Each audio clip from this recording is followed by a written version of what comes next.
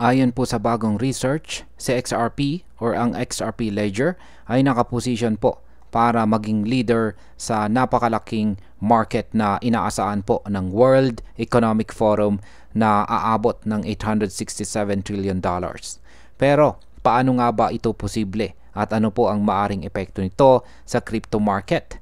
Kaya yan po ang siyang ating pag-uusapan sa video na ito. Pero bago po tayo magpatuloy, ay pakibasa na lamang po muna ang disclaimer dito sa ibaba ng ating screen. Yan, gaano po ba kalaki ang potensyal ng market na ito?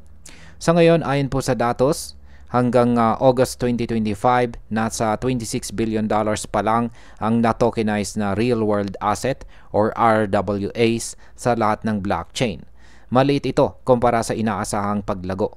Ayon po mismo sa World Economic Forum, ang tokenization ay maaari pong umabot sa $867 trillion na halaga ng global financial assets, gaya po ng equities, bonds, commodities at saka iba pang illiquid assets. Kung mangyayari po ito, daang-daang trilyon po ng settlements at payments ang posibleng dumaan sa blockchain system.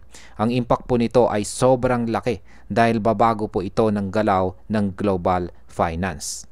Ngayon, ano po ba ang papel ng XRP Ledger dito?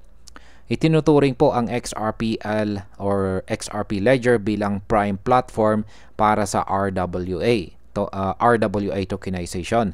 Mayroon po itong institutional grade infrastructure tulad po ng automated market makers, decentralized identifiers, multi-purpose tokens at stablecoin support.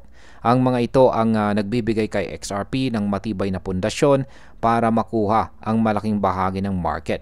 Dagdag pa rito, kinilala rin ng Digital Asset Council of Financial Professionals ang XRPL bilang isa sa mga nangungunang platform para sa large-scale tokenization.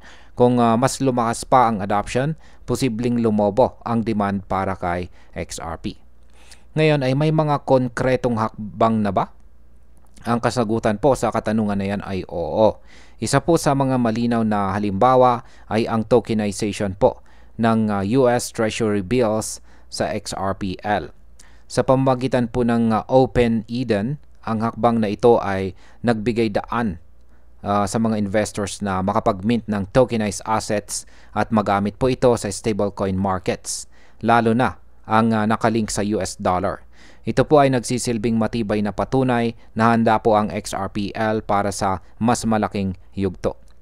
At ayan, bilang panghuli, ang opinion ko po rito ay kung tama ang projections ng World Economic Forum, nasa harap po tayo ng isa sa pinakamalaking pagbabago sa kasaysayan ng global finance. At kung totoo ngang si XRP or ang XRP Ledger ang hahawak ng malaking bahagi nito, ang kanyang presyo at adoption ay pwede pong sumabog sa hinaharap. Pero tandaan po natin, nasa early stage pa rin tayo. Ang tokenization ay nagsisimula pa lamang. At ayan, hanggang dito na lamang po tayo sa video na ito mga ka-crypto. Marami pong salamat sa panonood. Ingat po tayo lagi at God bless po sa ating lahat.